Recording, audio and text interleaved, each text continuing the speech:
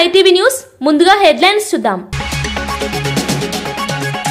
భారత 53వ ప్రధాన న్యాయమూర్తిగా జస్టిస్ సూర్యకాంత్ ప్రమాణ స్వీకారం.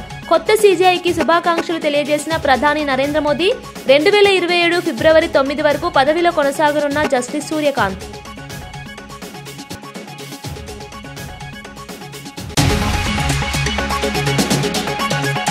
బీఆర్ఎస్ చెక్ డ్యాంలు కమిషన్ల కోసం కట్టిన వంటివని బండి సంజయ్ విమర్శ. చెక్ డ్యాంలు కూలిపోవటం బీఆర్ఎస్ అవినీతి నిర్లక్ష్యాల సూచన. రైతుల నీటి భద్రతకు చెక్ డ్యాంలు శాస్త్రీయ పునర్నిర్మాణం అవసరమని డిమాండ్. నాణ్యత లేని పనులపై బాధ్యులపై కఠిన చర్యల ఆవశ్యకత అని సంజయ్ హెచ్చరిక.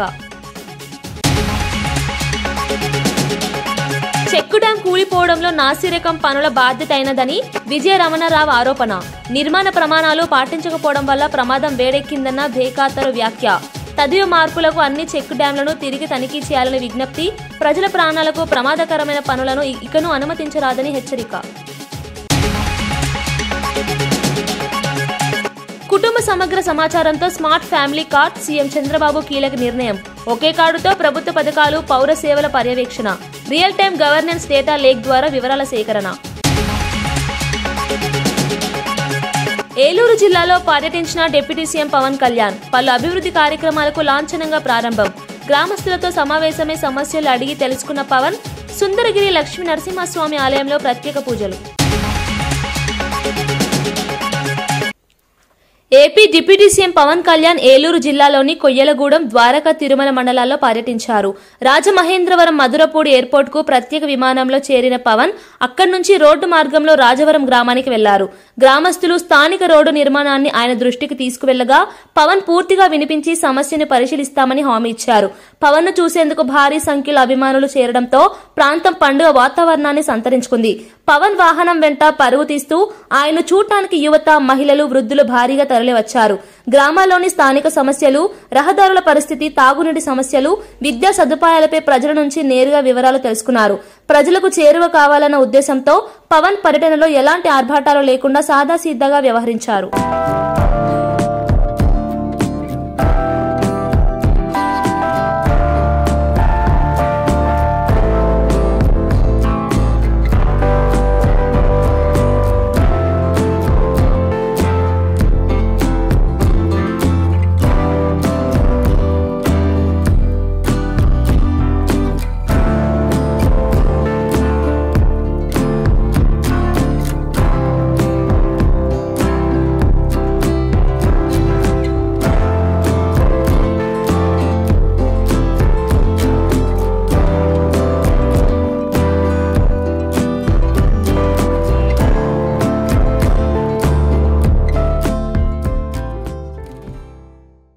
ఇరిగేషన్ శాఖలో అధికారుల నిర్లక్ష్యం, నాసిరకం నిర్మాణ పద్ధతులే చెక్ డ్యాం కూలడానికి ప్రధాన కారణమని ఎమ్మెల్యే విజయ రమణరావు పేర్కొన్నారు. బ్లాస్టింగ్ చేశారని అనవసరంగా ప్రచారం చేయడం తప్పుదారి పట్టించే ప్రయత్నమని ఆయన స్పష్టం చేశారు. ఇప్పటికే మరికొన్ని చెక్ డ్యాంలు కూడా ఇదే పరిస్థితిలో ఉన్నాయని, ఎప్పుడైనా కూలిపోయే ప్రమాదం ఉందని హెచ్చరించారు. నిర్మాణ ప్రమాణాలు పాటించకుండా నిమిత్త మాత్రంగా పనులు చేయడం వల్ల ఈ పరిస్థితి ఏర్పడిందని తెలిపారు. ప్రజల ప్రాణాలకు ప్రమాదం కలిగించేలా ఇలాంటి పనులు కొనసాగడం విచారకరమని అన్నారు. చెక్ డ్యాంల నిర్మాణం చాలా బాధ్యతతో చేయాల్సిన పని అయినప్పటికీ గతంలో పనులు పూర్తిగా నిర్లక్ష్యంగా సాగాయని వ్యాఖ్యానించారు. నీటి పారుదల శాఖలో ఉన్న సాంకేతిక నిపుణులు, మానిటరింగ్ వ్యవస్థలు సరిగా పనిచేయకపోవడం వల్లే నష్టం జరిగిందని చెప్పారు. సేమ్ ఇదే రకంగా కొట్టుకుపోయి ఉన్నది. ఎక్కడైతే బేస్ సరిగా లేక, ఎక్కడైతే గ్రావెల్ దాకా తీసి మీరు అక్కడి నుంచి బెడ్ ఎక్కడైతే వేయలేదో అవన్నీ వేనాయి. ఇవాళ ఒకటి కాదు, దీని మీద కట్టినటువంటి దాదాపు 10 చెక్ డ్యామ్లు నడితే ఇప్పటి వరకు 7-8 చెక్ డ్యామ్లు ఇప్పటికి ఇదే రకంగా వేనాయి. వట్టిగానే ఏంటంటే నాసిరా ఈ రకంగా మేము పెడితే బదనామైతే అయినామని చెప్పి దాన్ని అధికారులు మరి ఇది బ్లాస్టింగ్ చేశారని చెప్పి ఇవాళ మాట్లాడుతూ ఉన్నారు. కానీ బ్లాస్టింగ్ జరగలేదు. ఇది అధికారుల వైఫల్యం. సంబంధిత ఈఆర్, ఈ డిపార్ట్మెంట్లో, ఇరిగేషన్ డిపార్ట్మెంట్లో ఎవరైతే పనిచేస్తూ ఉన్నారో అప్పుడున్నటువంటి ప్రభుత్వ పెద్దలు ఏదైతే మరి నిన్న ఆ పెద్ద మనిషి అటు చూసిపోయినాడు కదా, ఆయనే పర్సెంటేజ్ తీసుకొని మరి ఇన్నాడన్నా నీ ముఖానికి నీ బతుకు మరి కన్స్ట్రక్షన్ జరంగా ఇన్నాడన్నా అటు చూసినావా? చెక్ డ్యామ్ ఏం జరుగుతుంది, నాణ్యత ఏమున్నది, కన్స్ట్రక్షన్ ఏ రకంగా అవుతుందని చెప్పి నువ్వు ఆనాడు ఎమ్మెల్యే ఉన్ననాడు ఏ చెక్ డ్యామ్ అన్నా నువ్వు ఎన్నడన్నా అటు చూసినావు? టీఆర్ఎస్ పాలనలో నిర్మించిన చెక్ డ్యాంలు ప్రజా ప్రయోజనాల కోసం కాకుండా కమిషన్ల కోసం మాత్రమే కట్టినవని కేంద్ర మంత్రి బండి సంజయ్ తీవ్ర విమర్శలు చేశారు. సరైన ప్రణాళిక, నిర్మాణ ప్రమాణాలు పాటించకపోవడం వల్ల చెక్ డ్యాంలు వరుసగా కూలిపోతున్నాయని ఆయన ఆరోపించారు. రైతులకు నీరందించాల్సిన ఈ నిర్మాణాలు నిమ్మత్త మాత్రంగా పనులు చేసి భద్రతను పక్కన పెట్టినందుకు ఇప్పుడు ప్రమాదకరంగా మారుతున్నాయని అన్నారు. ప్రజల డబ్బుతో నిర్మించిన చెక్ డ్యాంలు ఇలా కూలిపోవడం బీఆర్ఎస్ అవినీతి, నిర్లక్ష్యానికి నిదర్శనమని పేర్కొన్నారు. ప్రతి చెక్ డ్యాం నిర్మాణాన్ని ప్రభుత్వం సమగ్రంగా పరిశీలించి బాధ్యులపై కఠిన చర్యలు తీసుకోవాలని డిమాండ్ చేశారు. నీటి పారుదల వ్యవస్థ ప్రజల భవిష్యత్తుకు కీలకమన్న దృష్టితో నాణ్యత లేని పనులు ఇకపై కఠినంగా నిషేధించాల్సిన అవసరం ఉందని చెప్పారు. ఈ ప్రభుత్వం వచ్చినాక బడా కాంట్రాక్టర్లు ఎవరన్నా మీకైనా ఫోన్ చేసి మాకు బిల్ రాలే అని చెప్పిర్రా. ఇప్పుడు అదే నడుస్తుంది. ఇప్పుడు ఏంటంటే సరే చెక్ డ్యామ్ ఈశ్వేరు ఏ నడుస్తుంది తెలంగాణ రాష్ట్రంలో ఉంటే బీఆర్ఎస్లో కావాల్సింది పోస్టింగ్స్, కాంగ్రెస్లో కావాల్సింది పైసలు. బీఆర్ఎస్లో కావాల్సింది పోస్టింగ్స్, కాంగ్రెస్లో కావాల్సింది పైసలు. కాబట్టి గవాలే అధికారం ఉంటుంది. ఇప్పుడు పైసలు ఇస్తున్నారు, కాంగ్రెస్ పార్టీ నాయకులు కలిసి పైసలు ఇస్తున్నారు. 7 అంటారా పోస్టింగ్స్. వాళ్ళ గతంలో బీఆర్ఎస్ పార్టీ అవినీతి అక్రమాల్లో భాగస్వామ్యం వీళ్ళు. ఇప్పుడు చెక్ డ్యామ్ల పరిస్థితి అదే. ఇప్పుడు క్వాలిటీ లేకుండా పనిచేసారు. క్వాలిటీ లేకుండా పనిచేస్తే ఎక్కడ అసలు ప్రణాళిక లేకుండా ఫస్ట్ కట్టిర్రు. కట్టినవి ఇప్పుడు కూలిపోతున్నాయి. కూలిపోయిన వాటికి బిల్స్ కూడా ఇచ్చేసారు. ఇప్పుడు ఎవరికి యాక్షన్ తీసుకుంటారు? మాజీ మంత్రి సింగిరెడ్డి నిరంజన్ రెడ్డిపై తెలంగాణ జాగృతి అధ్యక్షురాలు కవిత తీవ్ర ఆరోపణలు చేశారు. వనపర్తిలో బీఆర్ఎస్ పార్టీకి తిరుగులేని నష్టం కలిగించిన వ్యక్తి నిరంజన్ రెడ్డి అని ఆమె పేర్కొన్నారు. మంత్రి పదవి వచ్చిన వెంటనే అసైడ్ భూముల్లో 3 ఫామ్ హౌస్లు నిర్మించుకున్నట్లు ఆరోపించారు. ఈ అవినీతిని కాపాడిన వ్యక్తి హరీష్ రావేనా అన్న ప్రశ్నను లేవనెత్తారు. గతంలో పెద్దలు అనుకున్న గౌరవంతో తాను స్పందించలేదని, కానీ ఇప్పుడు నిరంజన్ రెడ్డి చేస్తున్న వ్యాఖ్యలు పిచ్చి మాటలేనని కవిత ఆగ్రహం వ్యక్తం చేశారు. ప్రజలతో మోసం చేసి అధికారాన్ని వినియోగించి అక్రమాలు చేసినా ఎవరూ ప్రశ్నించకూడదనే ధోరణి అసహ్యమని అన్నారు. నిరంజన్ రెడ్డి చేసిన అవినీతి భూముల విలువలను దెబ్బతీసిందని, స్థలాలపై వేలాది ప్రజలు ఇబ్బందులు ఎదుర్కోవాల్సి వచ్చిందని తెలిపారు. కట్టుకుంటే సరే కష్టార్జితం మీద కట్టుకున్నాడో తన పిల్లలు పంపిస్తే కట్టుకున్నా అని ఆయన చెప్తున్నాడు. ఇబ్బంది లేదు. కానీ అందులో అసైన్ భూములు ఉన్నాయని చెప్తున్నారు. అందులో ఆర్డీఎస్ కోసం సేకరించినటువంటి భూములు ఉన్నాయని చెప్తున్నారు.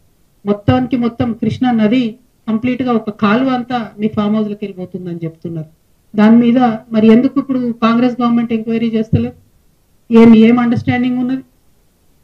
101% మరి నిరంజన్ రెడ్డి గారు చేసినటువంటి అవినీతి కేసీఆర్ గారికి తెలియదా? లేకపోతే ఈ అవినీతి పైదాకా పోకుండా హరీష్ రావు గారు కాపాడినరా? ఈ అవినీతి పైన తెలిస్తే కేసీఆర్ గారు నిరంజన్ రెడ్డికి టికెట్ ఇవ్వరని చెప్పి కాపాడినరా? ఇప్పుడైతే మీడియా ద్వారా నేను కేసీఆర్ గారి దృష్టికి తీసుకెళ్తున్నాను. ఇక్కడ ఏ ఒక్క చిన్న పిల్లగాని కదిలిచ్చినా కూడా గొల్లుమని చెప్పి ఆయన అవినీతి గురించి చెప్తా ఉన్నారు. ఘోరాతి ఘోరమైన అరాచకాలు జరిగినాయి ఇక్కడ. ఇట్లాంటి నాయకుల్ని ప్రజల మీద రుద్దడం ఎందుకు? ఉద్యమకారులను ఇబ్బంది పెట్టడం ఎందుకు? దయచేసి ఇట్లాంటి మనుషులు ప్రజా జీవితంలో ఉండకూడదండి. ఇంకా ఈయన మనిషి, ఈ పెద్ద మనిషి మా తండ్రి ఏజ్ ఉంటాడని ఆయన ఇన్ని రోజులు ఏమనలే నేను. ఈయనేందో ఈమె పుచ్చు వంకాయ సచ్చు వంకాయ అనేదో మాట్లాడుతున్నట. నిరంజన్ రెడ్డి గారు, మీరు మా తండ్రి వయసులో ఉన్నారు కాబట్టి చాలా మర్యాద ఇచ్చి ఈ అంశాలన్నీ చాలా గౌరవంగా చెప్తున్నా నేను. మీరు అక్కడ లోకల్ ఎంఆర్ఓ ఆఫీస్ కాలబెడితే కూడా చూసుకుంటూ ఉండిపోయారట. మరి అది ఒకవేళ నిజంగా కేసీఆర్ గారికి తెలిసి ఊరుకుంటే మాత్రం 100% అది తప్పు అవుతుంది. అది కరెక్ట్ కాదు. ప్రజలు మంచి తీర్పు ఇచ్చారు. ఇంకా బీభత్సమైన మెజార్టీతో కొట్టేది ఉండే మిమ్మల్ని. ఇంకొకసారి నా మీద ఎటువంటి మాట్లాడితే తండ్రి వయసు అని కూడా చూడము. పిచ్చిగా మాట్లాడితే పుచ్చలేసిపోతా చెప్తున్నాను. సిన్సియర్గా సీరియస్గా ప్రజల సమస్యల మీద మాట్లాడుకుంటూ తిరుగుతుంటే ఎందుకంత భయం అవుతుంది మీకు? మీరు అంత తెలివితేటలు ఉన్నోళ్ళు అయితే, అంత గొప్పోళ్ళు అయితే కేసీఆర్ గారు మీకు వ్యవసాయ శాఖ మంత్రి ఇస్తే ఎంత పని చేయాలి కాన్స్టిట్యున్సీకి? ఇట్లా పీడించుకొని తింటారా? ప్రజల రక్తం తాగుతారా మీరు? దేవుడు మాన్యాలు తింటారానే ఎవరైనా? దేవుడి గుడిని కబ్జా పెట్టుకుంటారా ఎవరైనా? భూములు పెబ్బేర్స్ అంతా మీకే కావాలి, వనపర్తి మార్కెట్ మీకే కావాలి, గద్వాళ్ళ భూములు మీకే కావాలి. ఏంది ఇది? అంతుండాలి కదా భూదాహానికి ధనదాహానికి. నెల్లూరును ఆధ్యాత్మిక కేంద్రంగా మారుస్తామని దేవాదాయ శాఖ మంత్రి ఆనం రామనారాయణ రెడ్డి, మున్సిపల్ మంత్రి నారాయణ ప్రకటించారు. జిల్లాలోని ఆలయాల అభివృద్ధి, తీర్థక్షేత్రాల మౌలిక సదుపాయాల మెరుగుదల కోసం ప్రభుత్వం ప్రత్యేక ప్రణాళిక సిద్ధం చేస్తోందని వెల్లడించారు. నగరంలోని ముఖ్య ఆలయాలకు విస్తరణ, పార్కింగ్, రహదారుల అభివృద్ధి, భక్తుల సౌకర్యాల కోసం మాస్టర్ ప్లాన్ రూపొందిస్తున్నట్లు చెప్పారు. ఆలయాలకు వచ్చే భక్తుల సంఖ్య పెరుగుతున్న నేపథ్యంలో అవసరాలను గుర్తించి కొత్త సేవ మండపాలు, మల్టీలెవెల్ ఏర్పాట్లు చేయనున్నట్లు తెలిపారు. చరిత్ర, ఆధ్యాత్మికత, సంస్కృతిని ప్రతిబింబించేలా ప్రత్యేక ప్రాజెక్టులు చేపట్టనున్నామని ప్రకటించారు. స్థానిక ప్రజలు, యాత్రికులు సౌకర్యవంతంగా పర్యటించేందుకు రోడ్లను విస్తరించడంతో పాటు శుచిత, భద్రత, పారిశుద్ధ్యంపై ప్రత్యేక చర్యలు తీసుకుంటామని మంత్రి నారాయణ అన్నారు. ఈరోజు తీసుకుంటే రంగనాథ స్వామి టెంపుల్ కావచ్చు, మల్లేశ్వర స్వామి టెంపుల్ కావచ్చు, వేణుగోపాల స్వామి టెంపుల్ కావచ్చు, వీటన్నిటికీ CGF గ్రాంట్ కింద దాదాపు 23.95 కోట్లు యాక్చువల్గా శాంక్షన్ చేసి వీటిలన్నింటినీ పునరుద్ధరించే కార్యక్రమాన్ని టేకప్ చేసినందుకు నెల్లూరు సిటీ ప్రజల తరఫున మరొకసారి గౌరవనీయ మంత్రివర్యులు రామనాయుడికి నేను ప్రత్యేకంగా ధన్యవాదాలు తెలియజేస్తాను. 9 మాసాల్లో 3 అంతస్తుల రాజు ఉండడానికి క్వార్టర్స్, ఆలయంకి సంబంధించినటువంటి కార్యాలయం అన్నీ కూడా ఇందులో నిర్మించడానికి వీలవుతుంది. చిన్న స్థలం, చిన్న ఆలయమైన ఈ ప్రాంతానికంతా కూడా ఆధ్యాత్మికంగా ఈ ఆలయం చాలా పవిత్రత కూడింది, చాలా మంది విశ్వసించేటువంటి. దీనికి పక్కనే ముందు రామాలయం కూడా ఉంది. రామాలయం కూడా పునర్నిర్మాణం చేయాలనేటువంటి ఆలోచన ఇవాళ దేవాదాయ శాఖ అధికారులకు ఉంది. త్వరలోనే అక్కడ ఉన్నటువంటి పెద్దలతో కూడా మాట్లాడాక వారందరూ కానీ సహకరిస్తే తప్పకుండా నారాయణ గారి దృష్టిలో పెట్టి మరొక రామాలయాన్ని ఇక్కడ నిర్మాణం చేయడానికి ఏర్పాట్లు కూడా చేస్తామని చెప్పి ఈ సందర్భంగా తెలియజేస్తాం. టాలీవుడ్ నటుడు మోహన్ బాబు ఇండస్ట్రీలో 50 ఏళ్లు పూర్తి చేసుకున్న సందర్భంగా హైదరాబాద్ లో నిర్వహించిన MB50 వేడుకలు విశేషంగా జరిగాయి. సినీ, రాజకీయ రంగానికి చెందిన ప్రముఖులు భారీగా హాజరై మోహన్ బాబును అభినందించారు. మాజీ ఉపరాష్ట్రపతి వెంకయ్య నాయుడు, కేంద్ర మంత్రి Kishan Reddy, AP deputy speaker Raghuramakrishnaraju, నటులు రజనీకాంత్, బ్రహ్మానందం, జాకీ ష్రాఫ్, నాని, గోపీచంద్, సందీప్ కిషన్ వంటి ప్రముఖులు పాల్గొన్నారు. మోహన్ బాబు నటన, డైలాగ్ డెలివరీ, క్రమశిక్షణ సినీ పరిశ్రమకు ఆదర్శమని పలువురు గుర్తు చేశారు. నటుడిగానే కాదు, నిర్మాతగా, విద్యా సంస్థల రూపంలో సేవా కార్యక్రమాలు చేపట్టిన వ్యక్తిగా కూడా ఆయనను ప్రశంసించారు.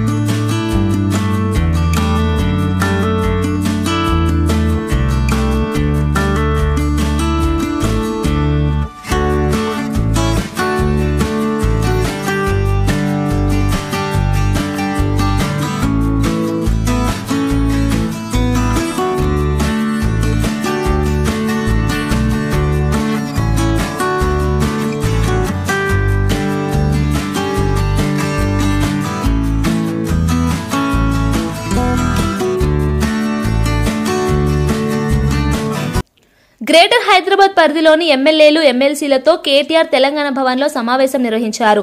రేపటి జీహెచ్ఎంసీ కౌన్సిల్ సమావేశంలో పార్టీ అనుసరించాల్సిన వ్యూహంపై ఈ సమావేశంలో కీలక దిశానిర్దేశం ఇచ్చారు. నగర అభివృద్ధి, మౌలిక సదుపాయాలు, నీటి సమస్యలు, రోడ్ల మరమ్మతులు, శానిటేషన్ వంటి ప్రజా సంబంధ అంశాలను జీహెచ్ఎంసీలో బలంగా ప్రస్తావించాలని కేటీఆర్ సూచించారు. పౌర సమస్యలకు తక్షణ పరిష్కారం కోసం కౌన్సిల్లో బీఆర్ఎస్ నాయకులు కఠినంగా వాదించాలని అన్నారు. గ్రేటర్ ప్రాంతంలో పార్టీ బలాన్ని పెంచేందుకు మైదాన స్థాయి నేతలు మరింత చురుకుగా ఉండాలని సూచించారు. పార్టీకి ప్రజల్లో ఉన్న అనుభవం, విశ్వసనీయత జీహెచ్ఎంసీ విధానాల్లో ప్రతిఫలించాలని చెప్పారు. కౌన్సిల్ సమావేశాల్లో ప్రభుత్వం చేస్తున్న తప్పులను ప్రజల ముందుకు తెచ్చే బాధ్యత తమదేనని కేటీఆర్ అన్నారు. ఫ్యామిలీ బెనిఫిట్ మేనేజ్మెంట్ సిస్టమ్ పై సచివాలయంలో సీఎం చంద్రబాబు సమీక్ష నిర్వహించారు. పౌర సేవలు, సంక్షేమ పథకాలు నిజంగా ప్రజలకు చేరుతున్నాయా అనే విషయాన్ని రియల్ టైంలో పర్యవేక్షించడానికి FBMS కీలకంగా మారనున్నట్లు పేర్కొన్నారు. వివిధ శాఖల్లో ఉన్న డేటాను సమన్వయం చేసి ఒకే వేదికపైకి తీసుకురావడం ద్వారా ప్రజలకు అందుతున్న లబ్ధిని పూర్తిగా పర్యవేక్షించవచ్చని తెలిపారు. రియల్ టైం గవర్నెన్స్ డేటాతో పథకాల అమలులో లోపాలు తక్షణమే గుర్తించి పరిష్కరించేలా FBMS పనిచేస్తుందని అన్నారు. గతంలో డేటా అసమగ్రత వల్ల అనేక పథకాల అమలు నిలిచిపోయిందని, ఇకపై పారదర్శకత ప్రధాన ప్రమాణంగా ఉండేలా వ్యవస్థను పటిష్టం చేస్తున్నామని తెలిపారు. MLA Sanjay Kumar Hyderabad real estate పరిస్థితికి పూర్తిగా సీఎం రేవంత్ రెడ్డి కారణమని ఆరోపించారు. 5 లక్షల కోట్ల ప్రజల సొమ్మును దోచుకోవడానికి ముఖ్యమంత్రి, ఆయన కుటుంబ సభ్యులు కలిసి భారీ భూస్కాం చేస్తున్నారని తీవ్ర విమర్శలు చేశారు. రియల్ ఎస్టేట్ రంగంపై ప్రభుత్వం తీసుకుంటున్న నిర్ణయాలు పెట్టుబడిదారుల భయం కలిగిస్తున్నాయని, మార్కెట్ స్థిరత్వానికి కూడా భారీ ప్రమాదం ఏర్పడిందని పేర్కొన్నారు. సమగ్ర పరిశీలన లేకుండా భూములపై తీసుకుంటున్న నిర్ణయాలు రియల్టర్లు, మధ్యతరగతి కుటుంబాలకు నష్టంగా మారుతున్నాయని అన్నారు. ముఖ్యమంత్రి స్థాయి నాయకుడు ఈ విధంగా వ్యవహరించడం రాష్ట్రానికి ప్రమాదకరమని సంజయ్ అభిప్రాయపడ్డారు. ప్రజల సొమ్ము దోచుకోవడానికి ప్రయత్నిస్తున్నారని చేస్తున్న ఆరోపణలపై బీజేపీ నేతలు స్పందించాలని డిమాండ్ చేశారు.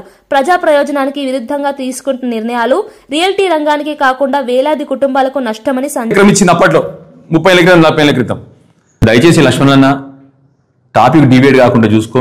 నువ్వు కూడా చాలా కష్టపడి పెద్ద మంత్రి అయినావు. నువ్వు నీ మీద నాకు అపారమైన గౌరవం. ఇది రాష్ట్ర సంపాదన, ఇది మన భవిష్యత్ స్థల సంపాదన, నా కొడుకు సంపాదన, నీ కొడుకు కూడా ఆస్తి. 10,000 ఎకరాలు ఔటర్ రింగ్ రోడ్ లోపల, సిటీ మధ్యలో.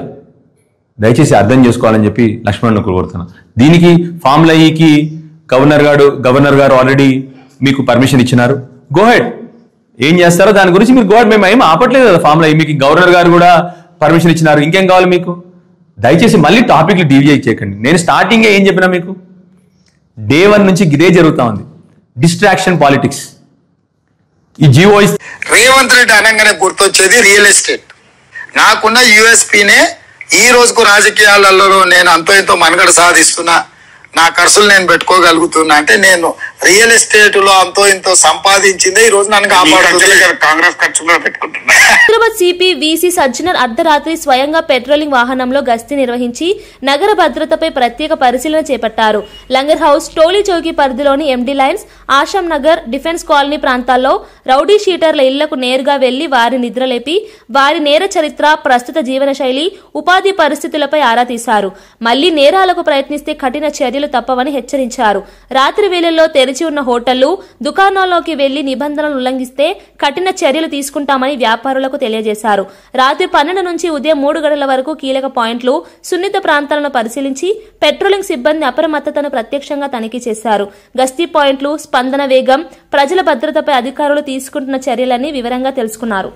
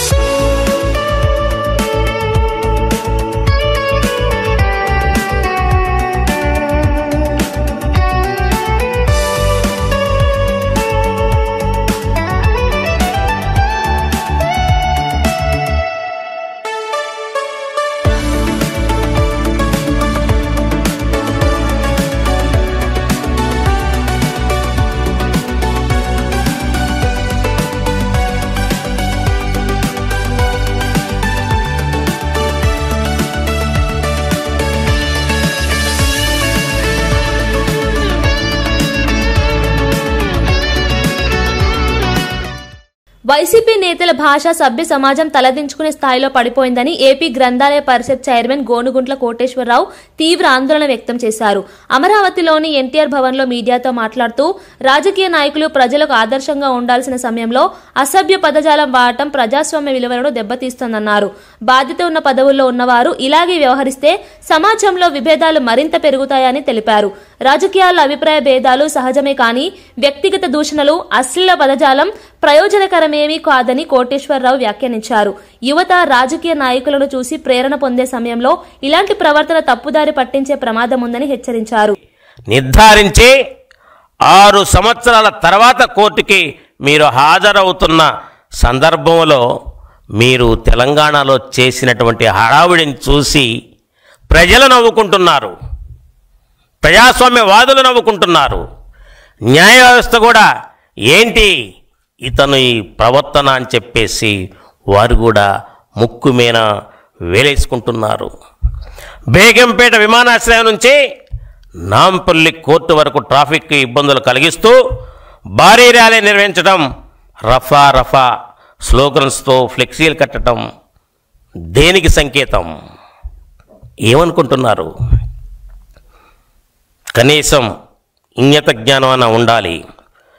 క్రిమినల్ కేసుల్లో ముద్దాయిగా ఉన్న వ్యక్తులు ఎవరైనా హోదాలతో సంబంధం లేకుండా న్యాయస్థానాలు డైరెక్షన్ ప్రకారం విచారణకు హాజరవ్వాలి. కానీ జగన్మోహన్ రెడ్డి అందుకు విరుద్ధంగా వ్యవహరిస్తున్నాడు.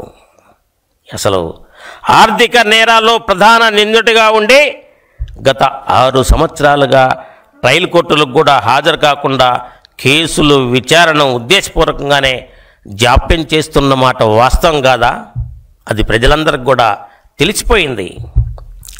నేను కోర్టుకు తప్పనిసరిగా హాజరవుతానని ఉత్తర్వులు ఇస్తే పశ్చాత్తాపం లేకుండా న్యాయ వ్యవస్థకే సవాలుగా విసిరేలా జగన్మోహన్ రెడ్డి వ్యవహరించడం సిగ్గుసేటు. గతంలో కోర్టుకు హాజరవనే ఆదేశాలు ఇస్తే విజయవాడ నుండి హైదరాబాదు నాంపల్లి కోర్టుకు రావటం ఖర్చుతో కూడుకున్నటువంటి వ్యవహారమని చెప్పి అప్పుడు తప్పించుకున్నారు.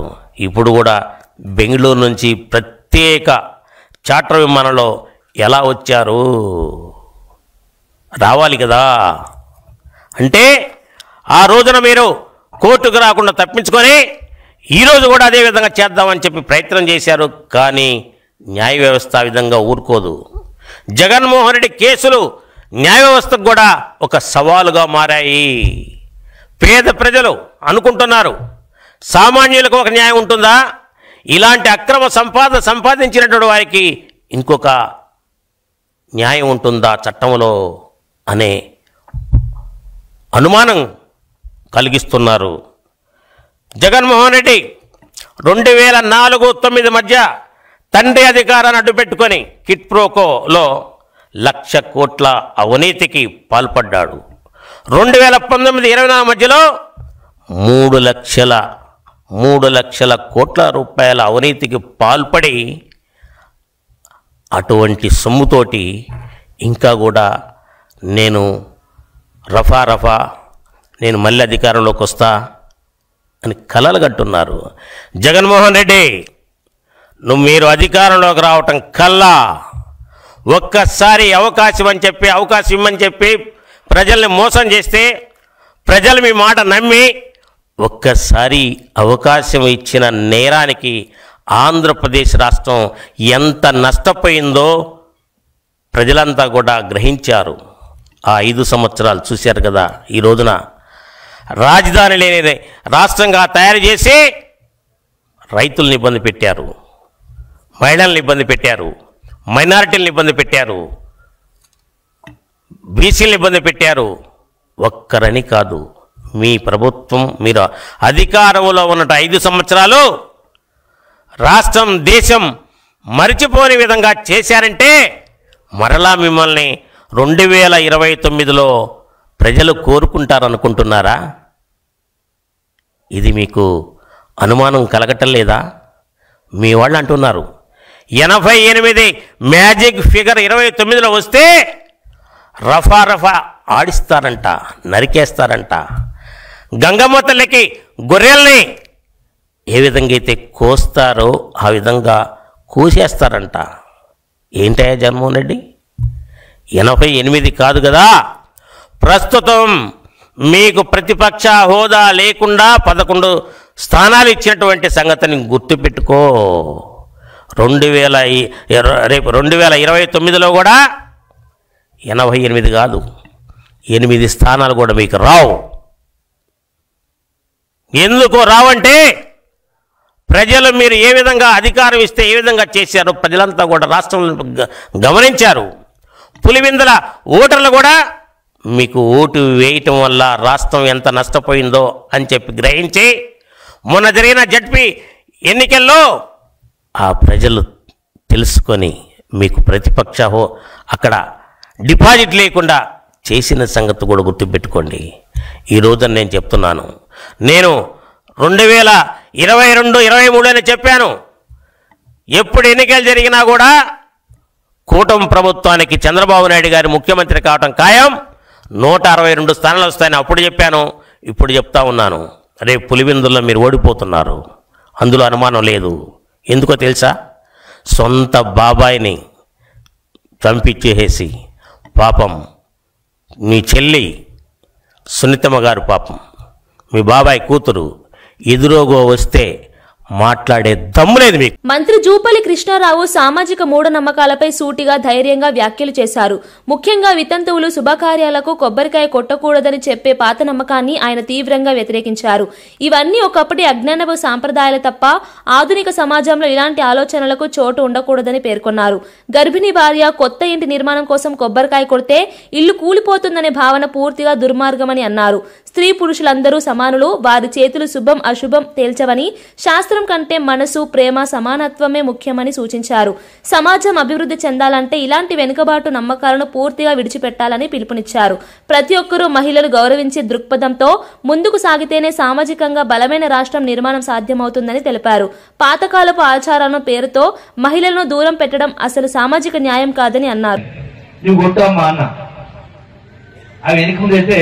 సార్ ఆమె కొట్టకూడదు అని అడగాను పక్కన, ఎందుకు కొట్టకూడదు అన్న, భర్త లేడు సార్ అని. అంటే భర్త లేకపోతే కొబ్బరికాయ కొట్టుందా? ఎవరైనా చెప్పింది? భర్త చనిపోయిన బాధ ఉదయకు సొంత కొడుకు ఇల్లు కడుతుంటే కొబ్బరికాయ కొట్టనీయలేదు ఇంకో బాధ. ఎవరు పెట్టింది? ఇవన్నీ మూఢనమ్మకాలు, దుర్మార్గం. అదే భార్య కడుపుతో ఉందంటే కొబ్బరికాయ కొట్టదంట. ఎవరు చెప్పిందే? అంటే భార్య కడుపుతో ఉంటే భర్త కొబ్బరికాయ కొట్టి ఇల్లు ఊలిపోతుందా? అంటే అందుకనే ప్రతి దాని. వార్తలు ముగించే ముందు ముఖ్యాంశాలు మరోసారి. భారత 53వ ప్రధాన న్యాయమూర్తిగా జస్టిస్ సూర్యకాంత్ ప్రమాణ స్వీకారం. కొత్త సీజీఐకి శుభాకాంక్షలు తెలియజేసిన ప్రధాని నరేంద్ర మోదీ. 2027 ఫిబ్రవరి 9 వరకు పదవిలో కొనసాగనున్న జస్టిస్ సూర్యకాంత్.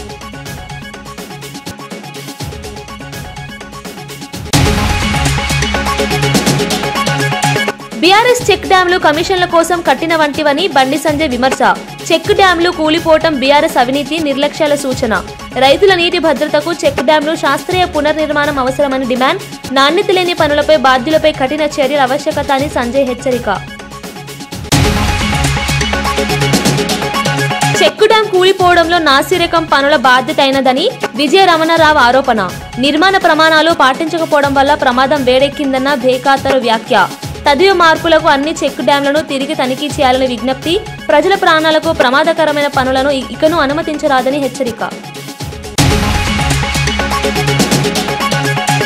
కుటుంబ సమగ్ర సమాచారంతో smart family card. CM Chandrababu కీలక నిర్ణయం. ఒకే కార్డుతో ప్రభుత్వ పథకాలు, పౌర సేవల పర్యవేక్షణ. Real time governance data lake ద్వారా వివరాల సేకరణ. ఏలూరు జిల్లాలో పర్యటించిన డిప్యూటీ సీఎం పవన్ కళ్యాణ్. పలు అభివృద్ధి కార్యక్రమాలకు లాంఛనంగా ప్రారంభం. గ్రామస్తులతో సమావేశమే సమస్యలు అడిగి తెలుసుకున్న పవన్. సుందరగిరి లక్ష్మీ నరసింహస్వామి ఆలయంలో ప్రత్యేక పూజలు. ఇవి ఈనాటి వార్తా విశేషాలు. మరో బులెటిన్లో మళ్ళీ కలుద్దాం. నమస్కారం.